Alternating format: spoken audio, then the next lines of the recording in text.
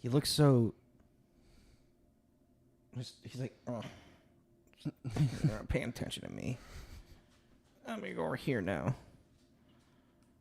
Wait, he's going to go... Just, come here. Come here.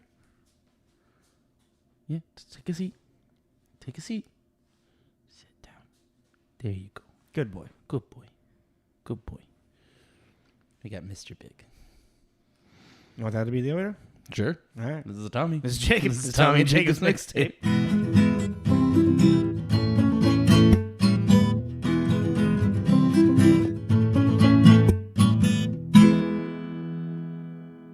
Hello. Beetlejuice. Beetlejuice. Beetlejuice. That'd be scary if he showed up. Oh, yeah.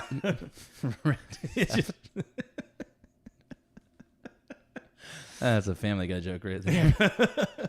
Welcome back, everyone. This is TJ's Mixtape. I'm Tommy. That's Jacob. We are a movie review podcast, so we talk about movies, who made them, how they were made, a little bit about them, and then give them a rating. The rating is arbitrary, but it's a good way to end it off. So this week, we're doing...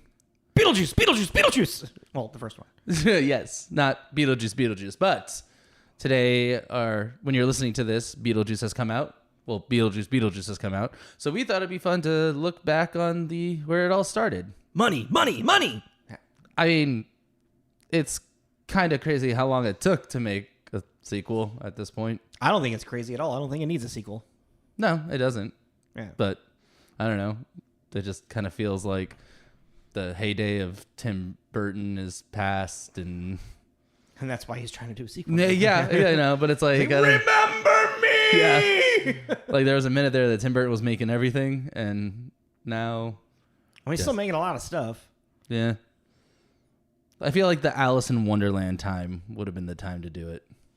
You know what I mean? I don't think Keaton would have done it then. Anyways, yeah, well, let's get into the... I mean, there had to be, just really quick, there had to be a lot of, like, everybody on board, like, a lot of yeses. You know what I mean? Yeah. Like, he's not going to do it without Keaton. Keaton's not going to do it without Burton, obviously. Keaton probably wants Lydia, Winona Ryder. How do you think the sequel is going to be? I was thinking about that. It was like, what can they build upon from this story to make a sequel? The world, the Tim Burton's world of the supernatural. Yeah, I feel like it's going to I think it's going to take place a lot more in the afterlife. Yeah, which I think that will be interesting. Yeah. But but I'm worried it's going to do the Zoolander 2 thing and just make a lot of jokes about the first one. Yeah. Which, I mean, I'm kind of thinking that because of Ghostbusters. Yeah. The sequels just kind of the nostalgia feel for everything. Yeah. Well, let's see what happens. Because also, this wasn't written by Tim Burton as well. This was not. Mm-hmm. It's just a Tim Burton produced and directed. And we'll get into that in a minute as well. But before, what if people haven't seen Beetlejuice, Tommy? What is it about? What is it about? A recently deceased couple hire an evil spirit to scare off the family that moved into their home. A bio-exorcist. A bio-exorcist. I love that name so much. Yeah, I mean, I could focus more on that because that was kind of loosey-goosey. The bio-exorcist? Yeah. Huh. Never discussed payment. Oh, he kind of did. Did he? I don't remember discussing payment. It's like, what does he get out of it besides marrying a teenager? Well, before that, it was he wanted to grab up on Geena Davis. Yeah, what a creep. It's the 80s. I wonder if they're gonna keep that. I mean, when I was reading in like the development of this,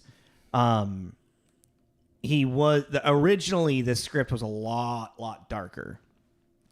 Like he was like murdering people. Well, even their death scene, the main couple's death scene, was also it's a lot more gruesome as well. A lot more gruesome. But yeah, like as it had rewrite after rewrite after rewrite, they settled on Beetlejuice being more of like a pervert, a gross old pervert. Yeah, you know, gross old man. Yeah, and he was supposed to be like East Indian or something. Like, Yeah, I saw that. I was like, what the fuck? Yeah, it was a very different movie. Very, very different movie. I know originally, apparently, Tim Burton also wanted Sammy Davis Jr. to play Beetlejuice. There's a couple people Oh, yeah. that... Yeah. It was weird, though, with this movie, too, with Beetlejuice as a character. I had never thought of Michael Keaton playing Joker. And I was like, oh, that would have been interesting, actually. Oh, yeah. Yeah, I would have. You know what I mean? Instead of Jack Nicholson, get someone else to be Batman and him as Joker. That would Yeah. have been an interesting...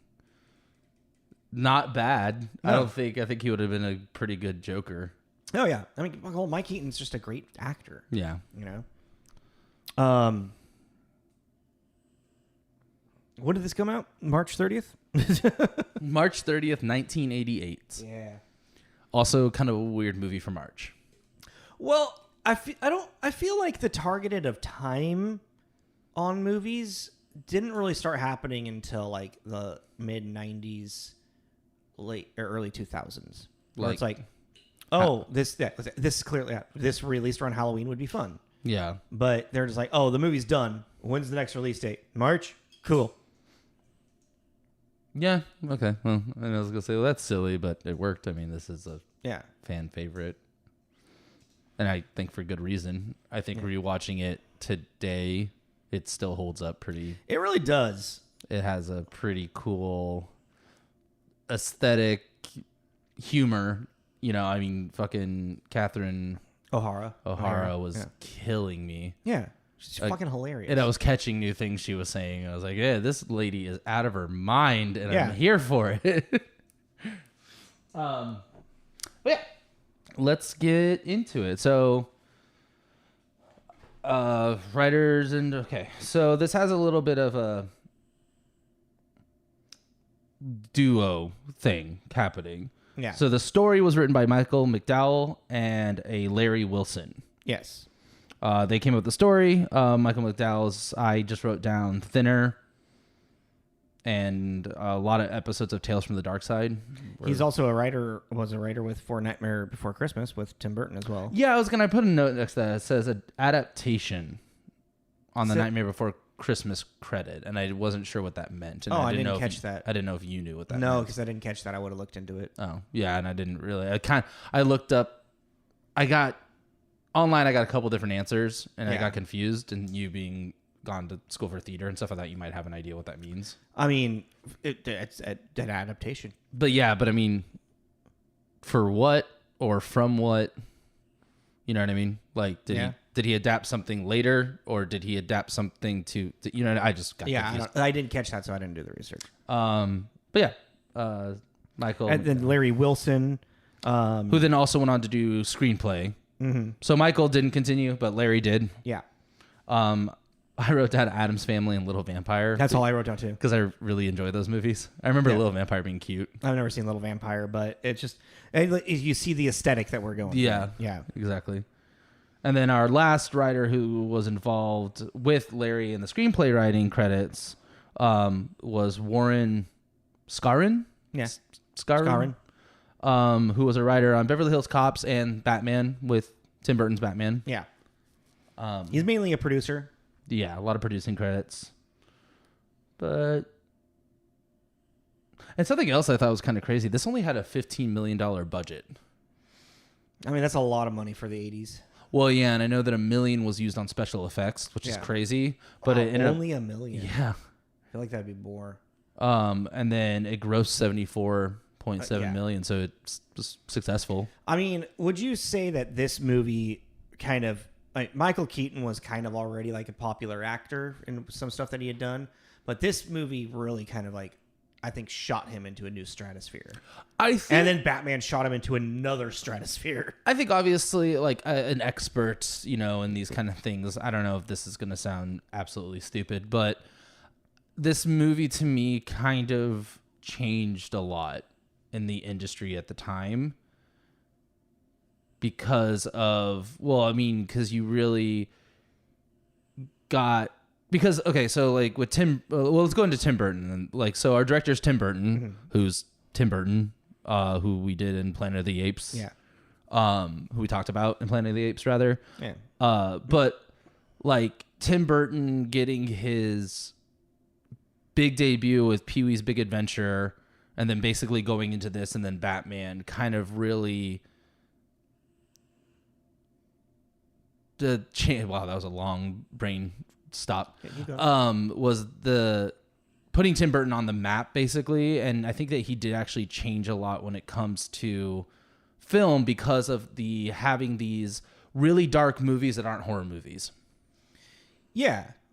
That you can even show children, and a lot of it they're not. Like I think you can show a kid I think like this and Death Becomes Her are similar in vibes. A kid's not really going to get Death Becomes Her. A kid will enjoy Beetlejuice. You see what I mean? Yeah. So. And a kid will get a little scared at some stuff in Beetlejuice, but it's also cartoony enough. But that's the thing. This has cartooness, like the cartoony aspects of this are very cartoony. Well, like you said, exaggerated Looney Tunes. Yeah. The cartoony aspect of Death Becomes Her is more slapstick and very much a grounded reality. Yeah. Like this isn't really a grounded reality. No, like a kid's probably not going to laugh at "you shot a hole in my stomach," but they will laugh at Beetlejuice turning into the sledgehammer and shooting the couple into the, it's, so I just think it's kind of an interesting look, and Tim Burton just really rolled with it, and it worked out really well. Tim Burton just had a really, the way that he approaches, and that's the thing, there had not been an artist like Tim Burton really since maybe Vincent Price in a way, but Vincent Price was very much, the horror guy, like Tim Burton made horror fun. Yeah, he made horror into family adventure. Yeah. And no one had really ever done that. And it's a weird hybrid. Had a teacher that grew up next to Tim Burton, actually. Where did Tim Burton grow up? California, somewhere. Yeah.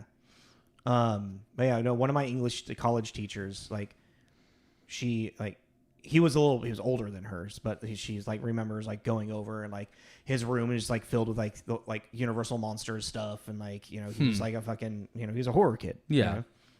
I mean, this just popped in my head. I think my personal biggest downfall with Tim Burton as a director and why he really started to lose me, because I think he's very creative, but he kind of did the M. Night thing where he just became in a particular too much lane. Himself. Yeah.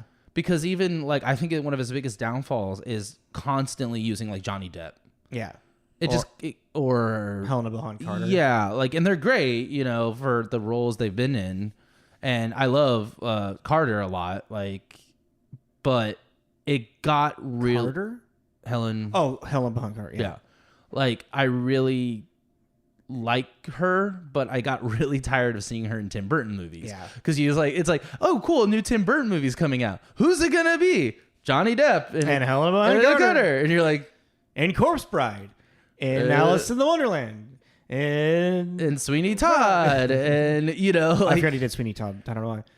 But yeah, it's just, to me, that just really, because, there's that College Humor joke with the whole, get my wife and Johnny Depp on the phone, Do we still have white makeup from our, and it's such a joke because but it's not. It's not a joke. It's really accurate. And it's kind of a bummer because he was he's such a creative guy. Yeah.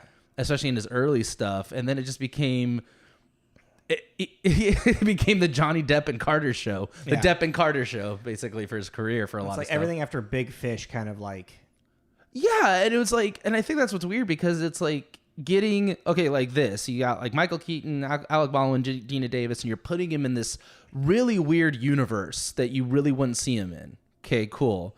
And then you got Batman, where you got Michael Keaton and Jack Nicholson. Mm-hmm. In this other weird universe, and then Big Fish, and Ewan McGregor in this, so it's kind of a bummer that he fell into this rut because it would have been interesting to see other actors in his. What's interesting, I kind of making a kind of weird connection is a lot of that big Johnny Depp and Helena Bonham Carter show and his where probably a lot of his big creative I'm gonna control everything type thing. This is gonna be it's just mine now is after Planet of the Apes.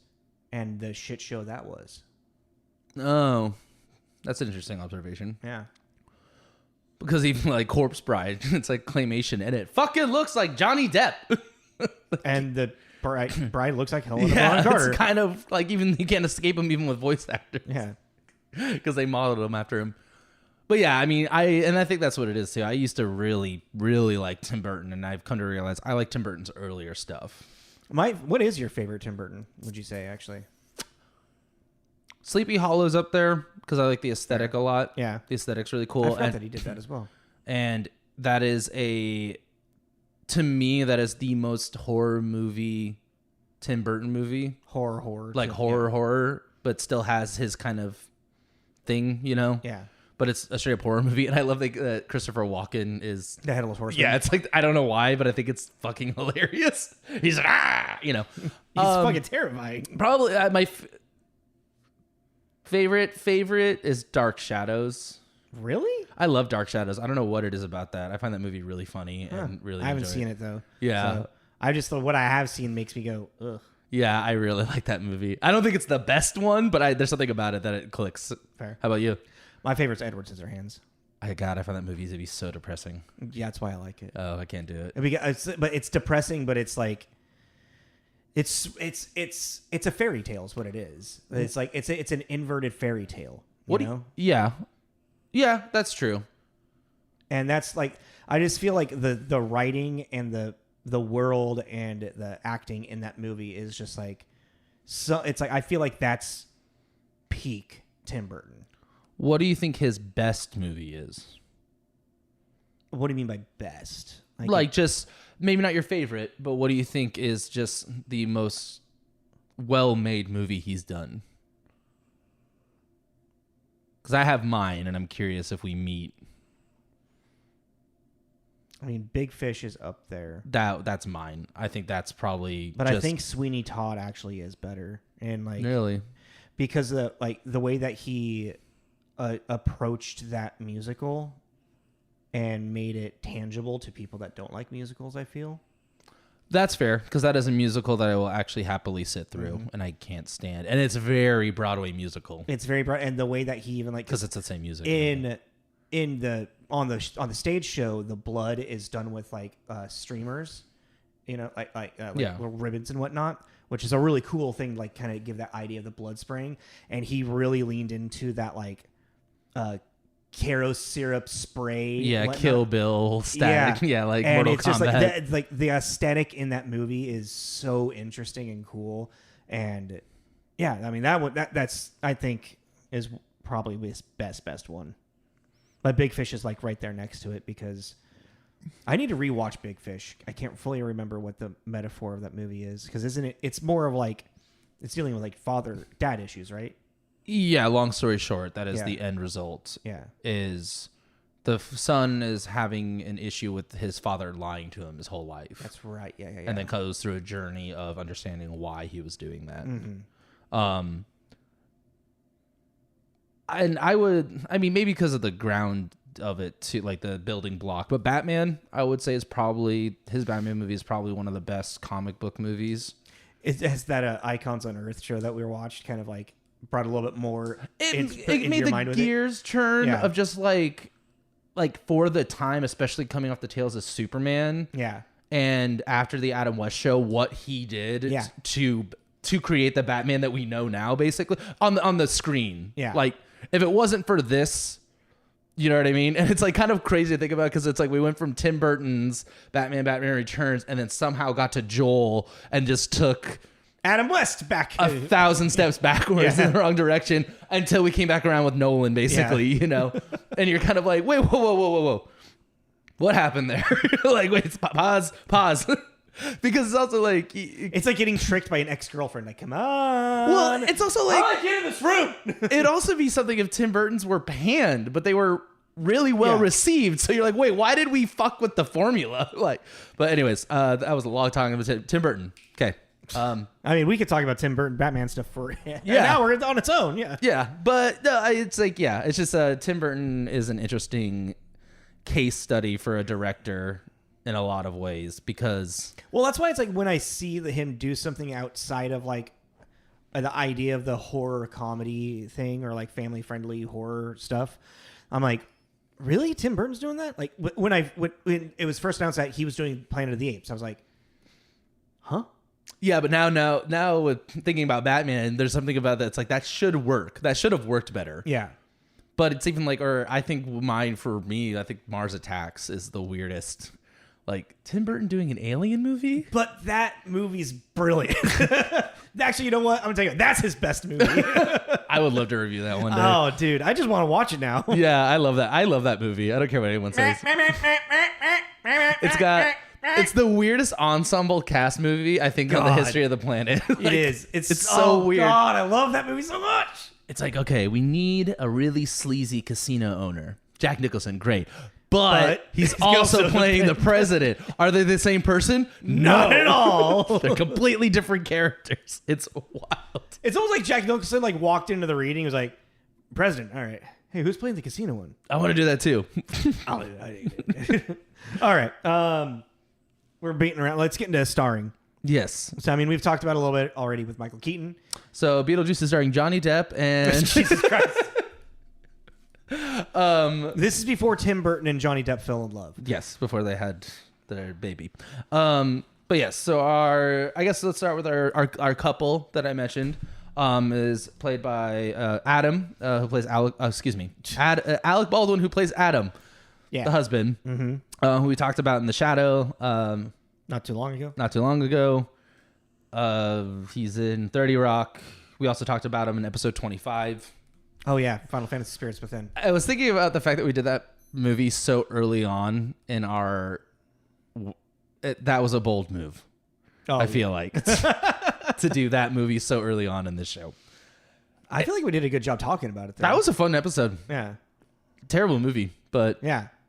It had potential. Well, I was just like... Listen to that episode. Yeah. Episode 25, Spirits Within. We talked about it. Up next was Geena Davis, who plays Barbara, who is our wife, our lady lead, who we actually have never done, which I thought was interesting. But The Fly, Stuart Little. Oh, really? I don't remember. Yeah, she's the mother. Yeah. She's the mom. She's married to Hugh. League of Their Own. Fantastic movie. A movie that I'm just going to make us watch one night, Long Kiss Goodnight, with Samuel L. Jackson.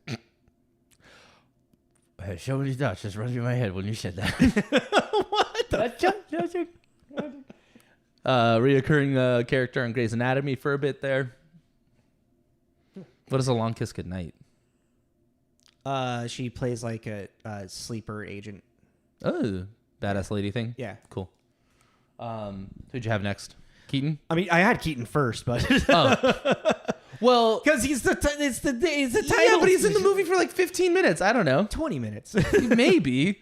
But yes. So then, Michael Keaton plays Beetlejuice, and Michael Keaton. I've never figured out, and I meant to like try to look it up. But have you noticed that like the way that Beetlejuice is spelt in the film? Yes, Beetlejuice. Yeah, and then the way that it's spelled for the movie is completely different.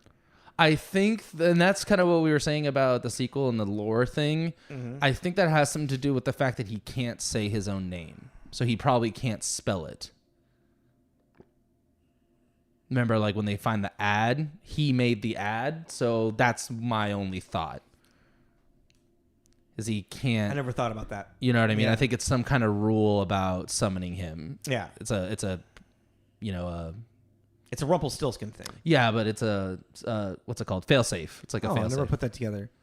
What is the Rumpelstiltskin for? You have to guess his name, and he'll give you a wish. That's right. But he get the guy's baby. But that's that's the wager. If you can't guess his name, then he takes your firstborn. Or and doesn't I forget how does the person like trick Rumpelstiltskin? I don't remember how he does it. Yeah. Or she does. And then it's like Rumpelstiltskin is like dancing around the fire, like they'll never guess my name. My name is Rumpelstiltskin. Yeah, it gets them to sing or something. Yeah. But yeah, Michael Keaton. I guess it's an inverse Rumpelstiltskin with this. Yeah. Because Michael Keaton's great in this. Yeah, I keep meaning to. I really want to go and watch more Michael Keaton stuff. I feel like we have watched a lot of Michael Keaton stuff. We haven't. No, you have. I haven't.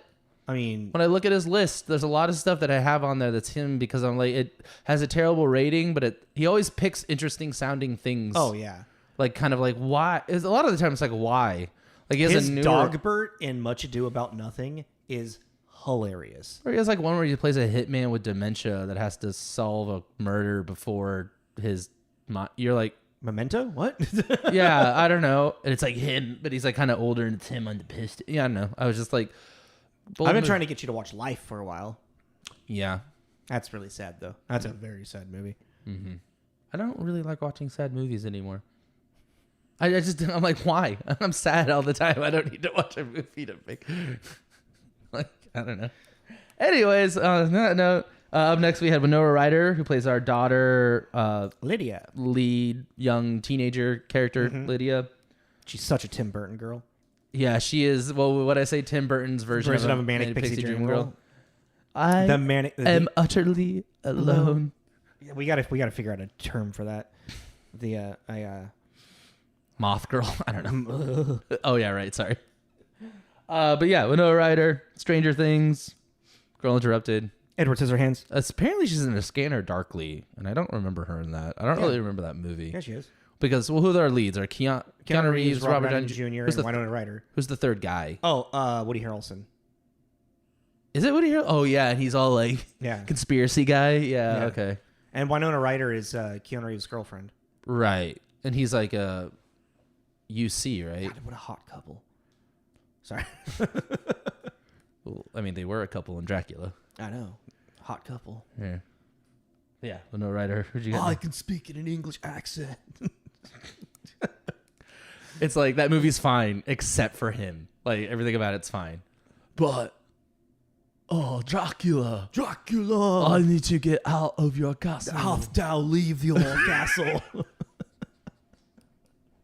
We love you, Keanu. We love you. We really do. But goddamn, man.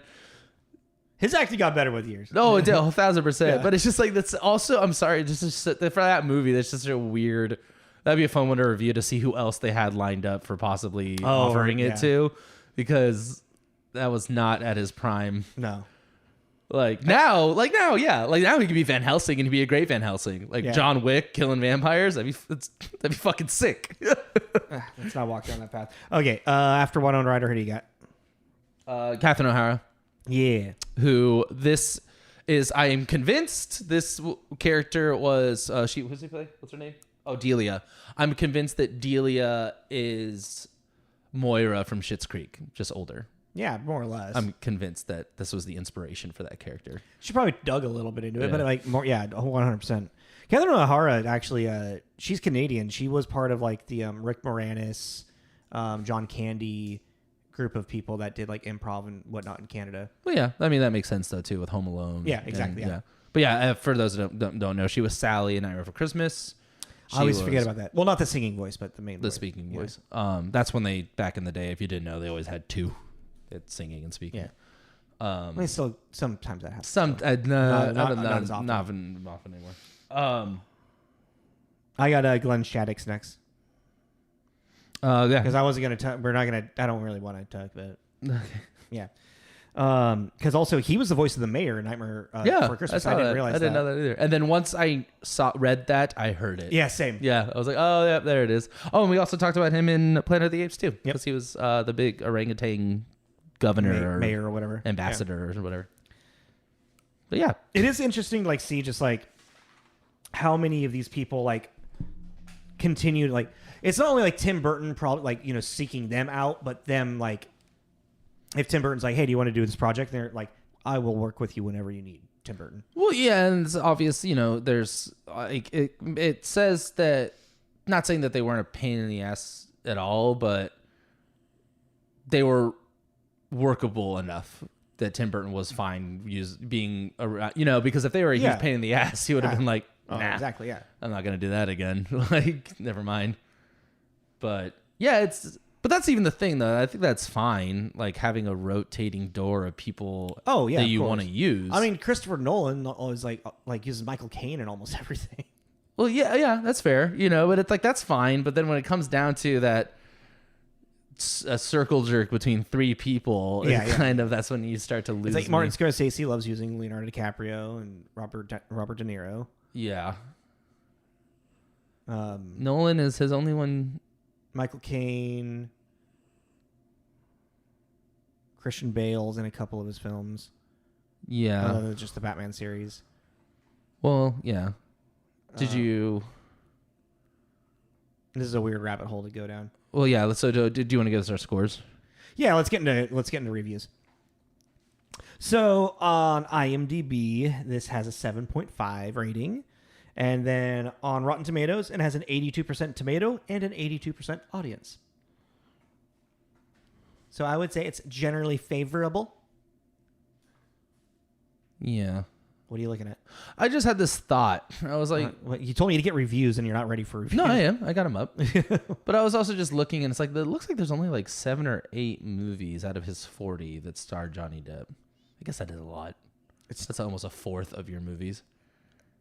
6 divided by 4? 40? Well, it's 40 movies. No, like there's like 8 or 9. 8 or 9 of that has star Johnny Depp? That's why I said almost a fourth of your movies are... Yeah. Well, I mean, 9 is closer to a fourth than 6th. 6. Well, because there's also movies that I'm not entirely sure if he's in or not. Like animated ones that I'm like, I don't know if he's in those or not. Anyways.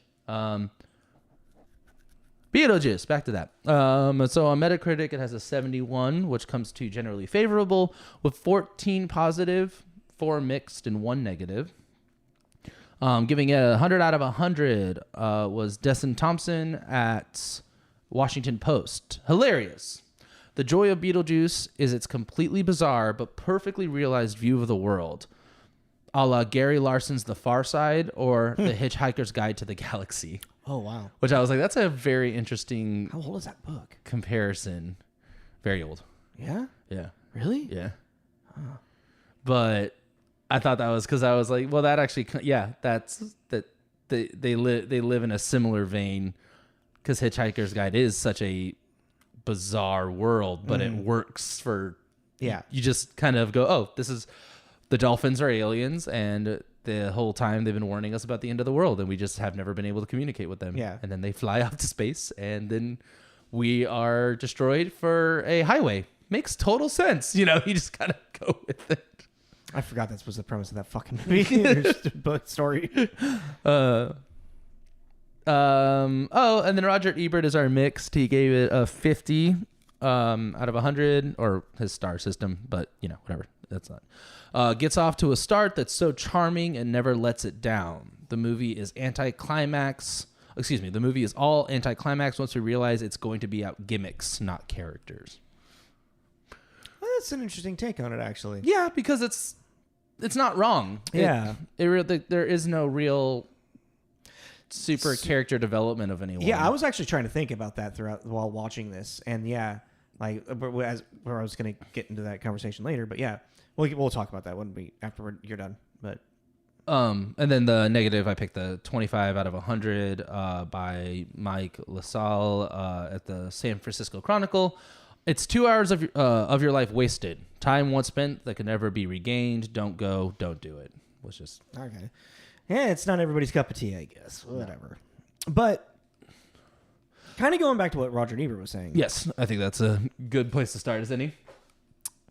I was sitting there trying to think, like, what really is this movie about? And I was having a hard time really, like, grasping it, because when you really break down what happens through, like, by the end of it is these 2 dead people come back kind of alive and just start raising this woman, the young lady, you know? Yeah. Like, they're like, oh, now it's the surrogate daughter that they always wanted.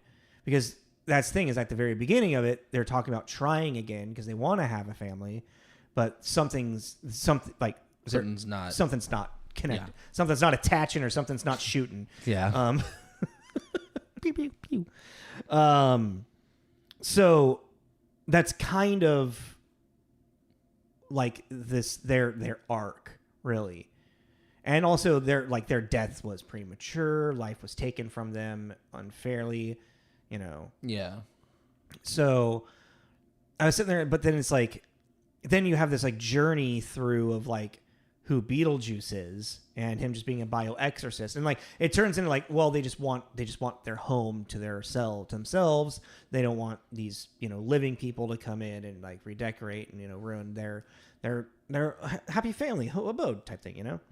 Well, yeah, I mean, but that's also what's kind of interesting to go into it with this like kind of character growth, because inherently what you were talking about is ghosts. And what are ghosts? They're dead people.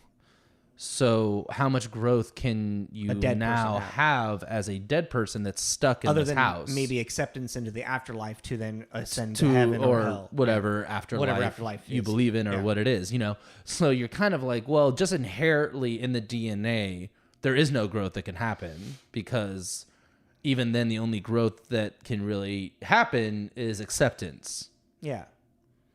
And that's it. And that happens with them very early on, acceptance of their death, and them trying to spook the Maitlands, right? Yeah. Or no, they're the Maitlands. The Dietzes. The Dietzes out of the house, which is also, and you know, Roger Ebert's really hit it on the nose right there, is that nail on the head, that it just like gimmick or like joke after joke. Yeah, you know? It's Looney Tunes. It really is. Yeah. It's one set piece going to the next. Is kind of the thing of it. But saying that, though, because it's pretty obvious that's what they were trying to do, they did it well. So that's something I feel like you have to kind of take a step back and be like, well, the movie is trying to do set pieces and gimmicks. So, okay, now that we know that, did it do it and execute that premise well? And I think, like... It's interesting because, like, thinking in that vein as well, and... this movie became that probably because of the amount of like rewrites that happened on this, because there was sounds like there was like at least two or three drafts before whatever we got with this one, and Tim Burton was able to just kind of like create a very captivating world. Well, it's kind of also like, it was like captivating enough where the mask of like, oh, there's really nothing's really happening is really strong. You know what I mean? Yeah. But I also think like with the original script, you know, I haven't read it and anything like that, but just from the bits and pieces we've gotten from it, it almost sounded kind of more like Frighteners to me. Mm-hmm. Because Frighteners has its humor and everything, but I would say Frighteners is closer to like Death Becomes Her. You know, it's more adults, very much more adult. It's actually kind of more of a horror film. It is. It really. It's on that. It's really on that line on comedy and horror, but it's right here in horror, and then just kind of visits every now and then. You know, but the thing is about this movie, Beetlejuice, I don't think it would work if it was on the more right hand, if it was more on the horror side, it wouldn't have worked. I don't think so as well, because Michael Keaton's Beetlejuice being such a Looney Tune, even though he's only in the movie for 20 minutes, that makes it work. And he alone makes it that everything else in this world works, because he's the one that we interact with the most, that has been a ghost, or I guess they never really explain what he is. He's undead. Yeah, like, but he's over 600. We know he's over 600 years old.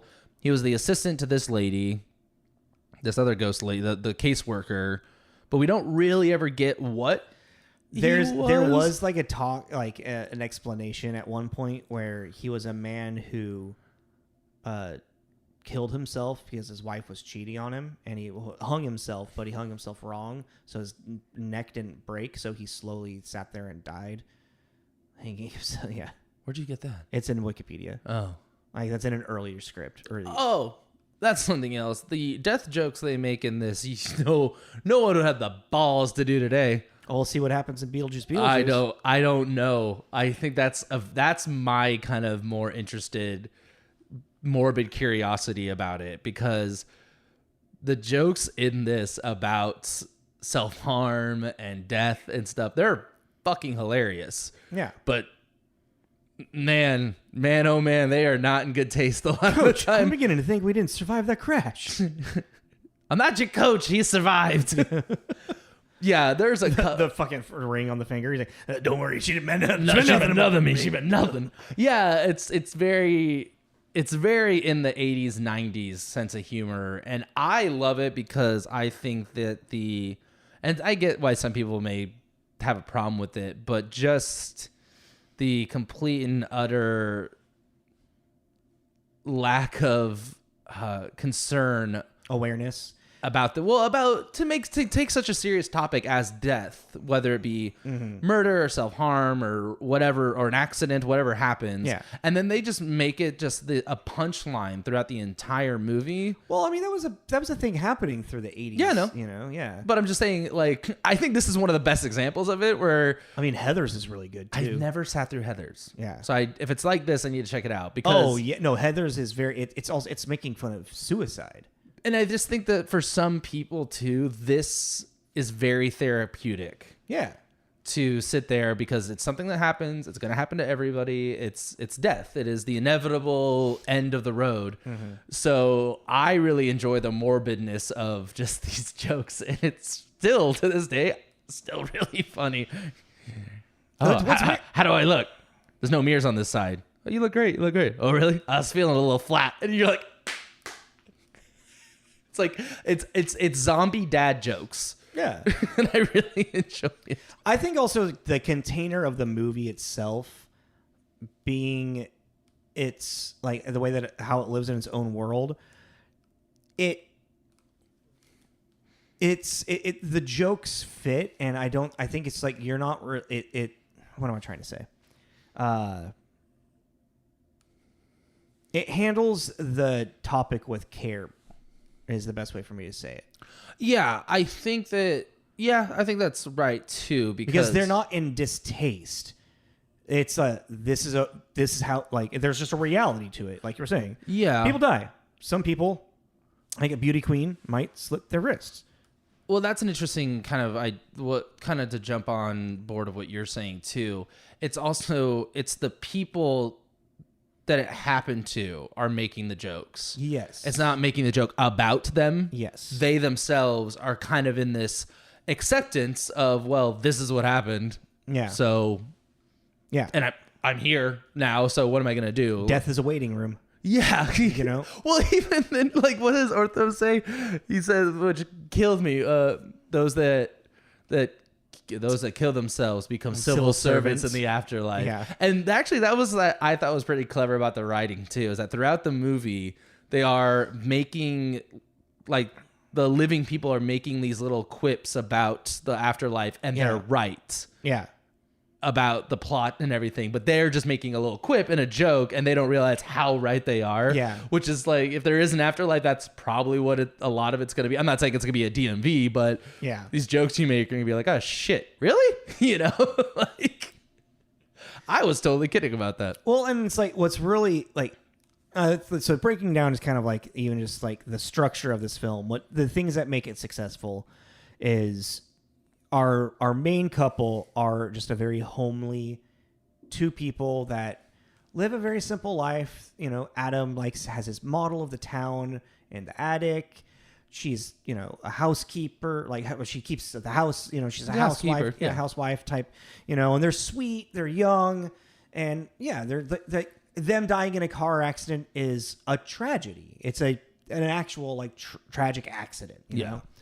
And then we have the Dietzes, who are just New Yorker, high society. They think they're better than everyone because they have, you know, money and high society, you know, type bullshit, you know? Yeah. Their daughter is troubled, emo teenager type. That, you know, no one understands me. That strange and unusual. And then you have Beetlejuice, who is just this white trash perverted redneck, pretty much. This undead, an agent of chaos. Yeah, that's really his thing. He is, yeah. But like, there's literally like he's got his teeth out and he's always hey, come on, you know, yeah. You know, it's like it's almost like an exaggeration of Larry the Cable Guy. I don't know. Like there is a character like there's characters like that in Trailer Park Boys, you know. Well, I'm just also curious too, for being how old he is and everything. Why is he this kind of redneck the guy if he's that old? 600 years old. Let's see. Yeah. 600 years from the 1300s. I don't know, man. But still, it's just like like but going back to where I was going, we have all of these extreme characters that are all like, for the Maitlands, it's everything that's complete opposite of them is the forces against them. You know, they're homely, but now we got homely, not rich, but then high society people trying to, like, you know, overcome their lifestyle, and then we have the like very not wholesome Beetlejuice on the flip side. It's like a triangle of like different. Yeah. You know what I mean? Well, yeah, and it's kind of like this letting the genie out of the bottle. Yeah. Kind of thing. Kind of like Bedazzled or no, is that what it's called? Not Bedazzled. Is that what it's called? The one with Brendan Fraser? Yeah, and, the remake. and Elizabeth. Is it Bedazzled? Yeah. Where she's the devil? Yeah. Yeah. Yeah, it's kind of like that, where they let the genie out of the bottle, and now they're trying to put it back. The genie being Beetlejuice. Yeah. Because once you kind of take off his restraints, he's kind of free. He's a very powerful spirit. Yeah. That I was just assuming because he's been around for so long. It seems that it's because he has a disregard for life. Well, yeah, but I'm like, he's also able to do some really reality bending things. So Because he spent a lot of time in the Matrix. But right, I just figured it's because he's been dead so long. He's got more ectoplasm. I don't know. No, because he spent so much time in the Matrix, he knows how to stop bullets now. Yeah.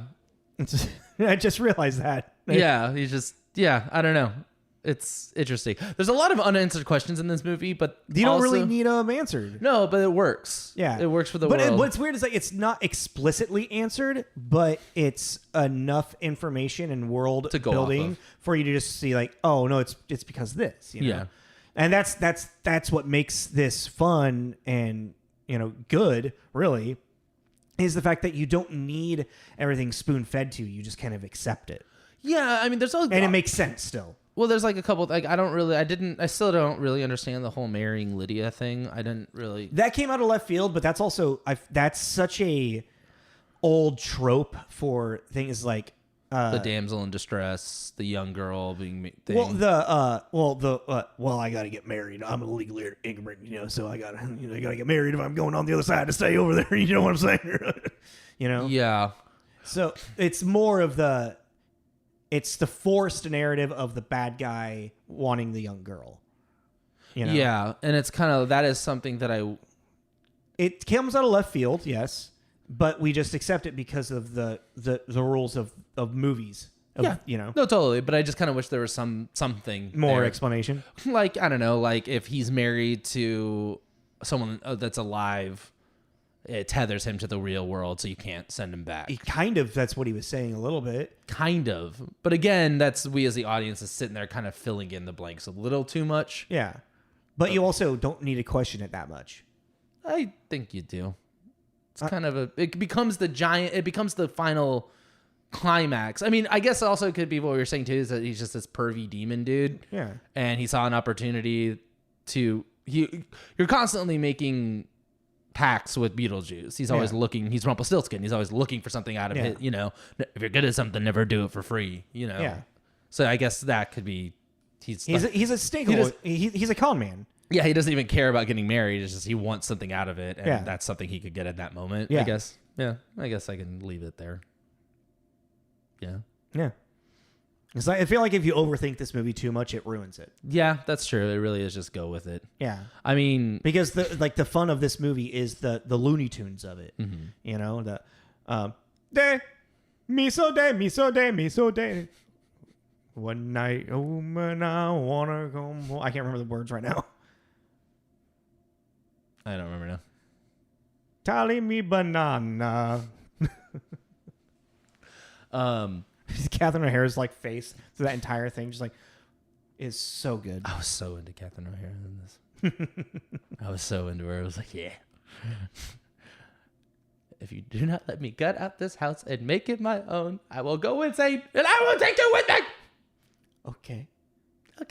I just no, and then he's just like, oh, okay. Well, just leave this room alone. It was a great shot too. Just the shot, it was so simple. Just them standing in the doorway, And it was just this moment where she's talking to you. Yeah. You know, the audience member. It was just a great idea. Like, you could have just done it where it was she, you know, but to have her looking directly into your eyes, like, it's a great shot. I love it.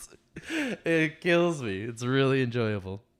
Yeah. Well, I think like the ultimate thing with this movie is I tried to put it together. I was like, I guess this movie is weirdly about finding family.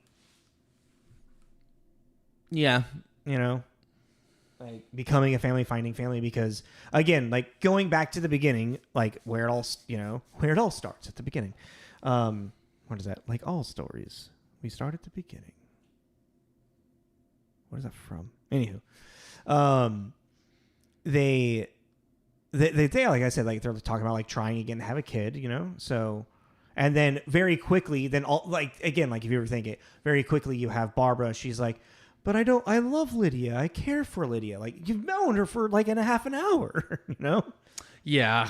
Yeah, if you overthink it. But that's, you know, implying that she already had this idea. And literally how, like, the end of the movie turns into them raising Lydia, but the Dietzes still live in the house, and the Dietzes are just okay with this dead couple to raise their teenage daughter. You're really right. If you overthink it, it doesn't... Yeah. Well, because even that, too, and that kind of goes into the Roger But then they Ebert get, thing. they get what they want. The Maitlands, you know, like Well, our main couple is they get their house back and they get the family that they wanted. Well, yeah, but I mean, it goes back to the Roger Ebert thing, though. It's like that really isn't any growth. Yeah, because of the fact that the Dietzes are a little neglectful and kind of self-centered, and that's how Lydia's feeling. You know, that she is not really part of her own family. So then she gets this, like you said, surrogate family with this ghost couple, but it never really shows or implies any kind of real growth of her actual parents. No. Which then, ultimately, when it comes down to it, the person with the most growth in this movie is Lydia. Yes.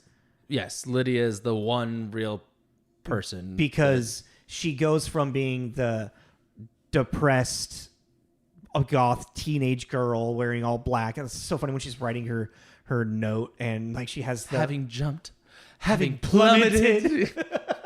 It's so good. But like she's wearing the funeral vet like thing. That joke would not fly today.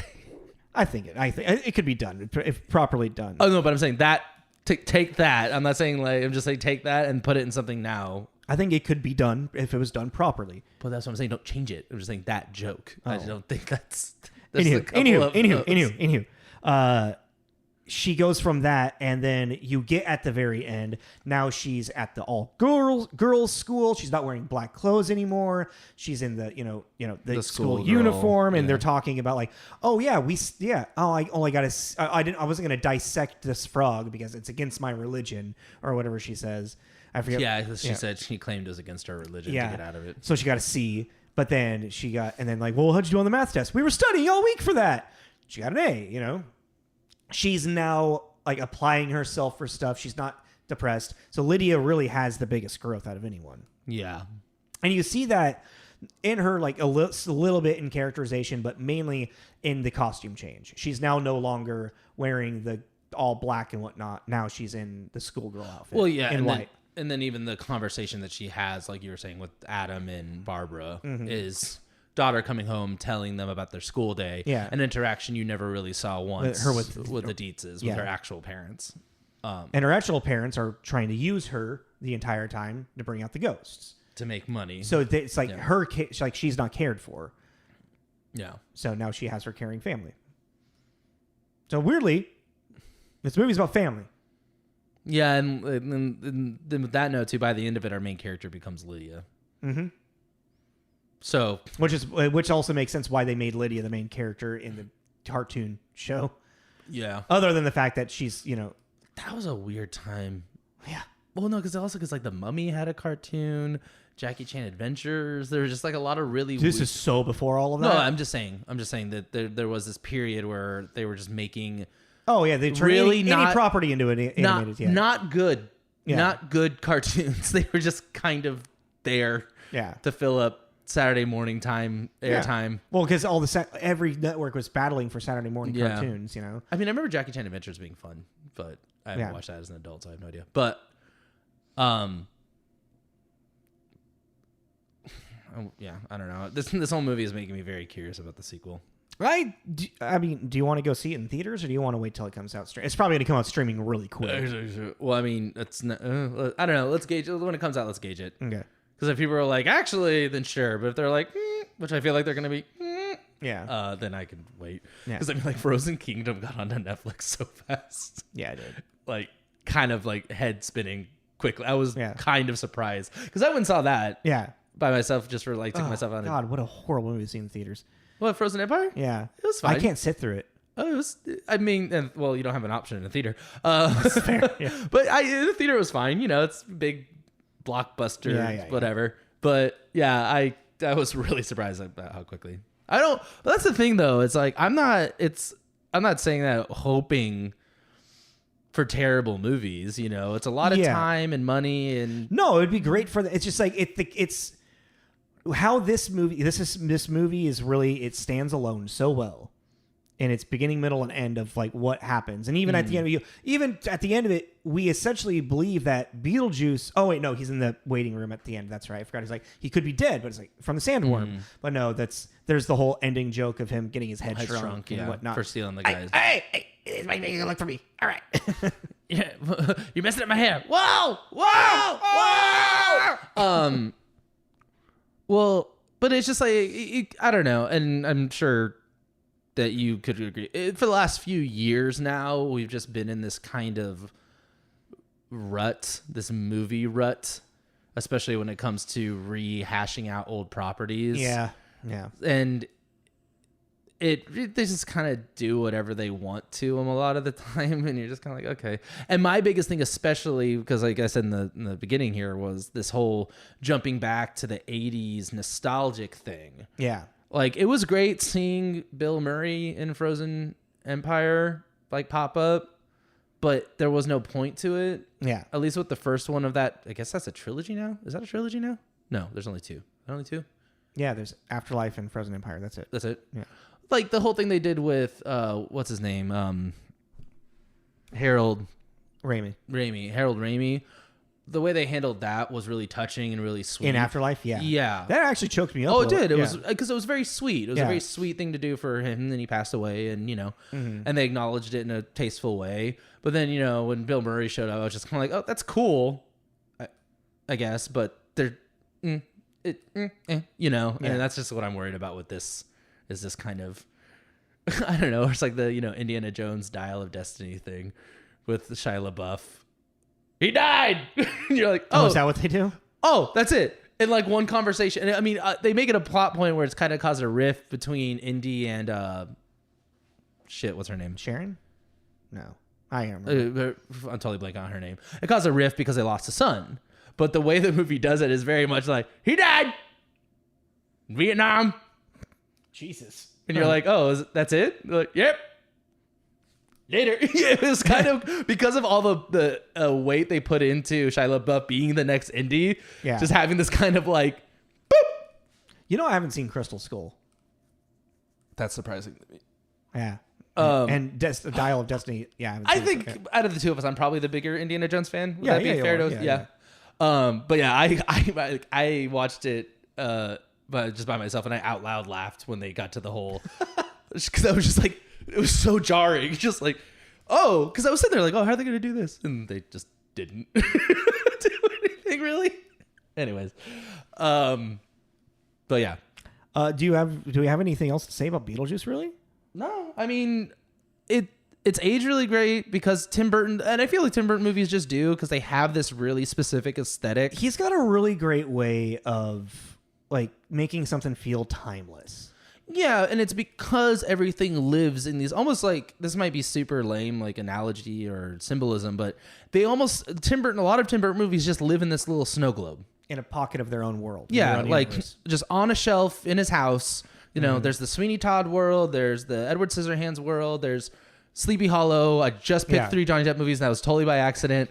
But you know what I mean? There's Frankenweenie, there's all these, and they're just these tiny little just boop, boop, boop. And I think because it's Tim Burton, a snow globe is really fitting. I like that. Yeah. For him, because it's like, it just works.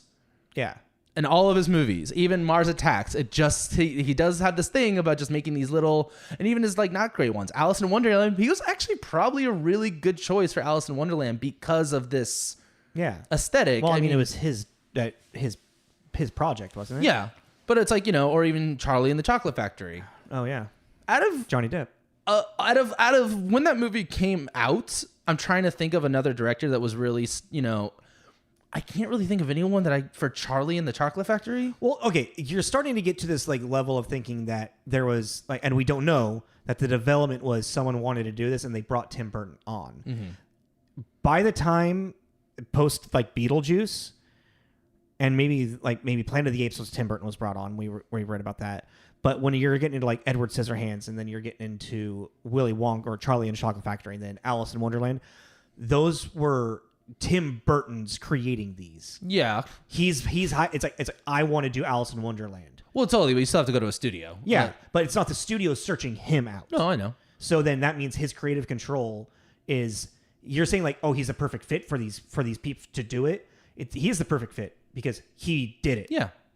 No, I understand that, but I'm just saying I'm still just using my snow globe analogy. Yeah, because it's like, I mean, derailed. Sorry. He's asleep. Mm-hmm.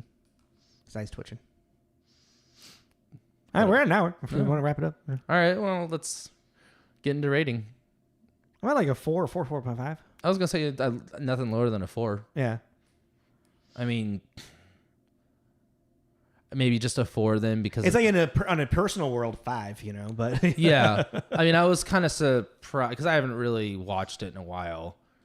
And I didn't really need to. I probably could have gotten into this completely blind and probably been able to pull it off, like having not watched it. I mean, sure. Well, either one of us could. But then you're not going to pick up on the nuances that we caught watching it again. Yeah. Well, I'm just saying, like, I just thought it was... I haven't, in a while, done an episode of a movie that I knew this well. Yeah. And I remembered a lot of it. Putting subtitles on was pretty helpful. Subtitles are always helpful. Especially fucking Michael Keaton's barely understandable in this. Yeah. It's kind of crazy. There's so many things I didn't realize he said. I'll swallow what you want me to swallow. I'll eat what you want me to eat. Oh, get on the dog now. But yeah, I'd say 4. All right, we're settle on a 4. Just a 4. And I think the kind of bring it back for the lack of character development, which I know that we made a case for, but it's still, I think, a knock against it. I mean, it just, yeah. It goes to show that you can put lipstick on a pig. I don't know. Yeah, yeah. It's just like all you did was make a pretty pig. And I guess there is some things that have date. Like that's the thing though. It's like even though this lives in its little snow globe, perfect little world, it is still dated, but it works in that. Yeah, it works in that. So I feel like it's like if you were to show this to a young kid, they'd be like, "Oh, that was a really good old movie." Yeah, Or like that was a fun old movie. Yeah.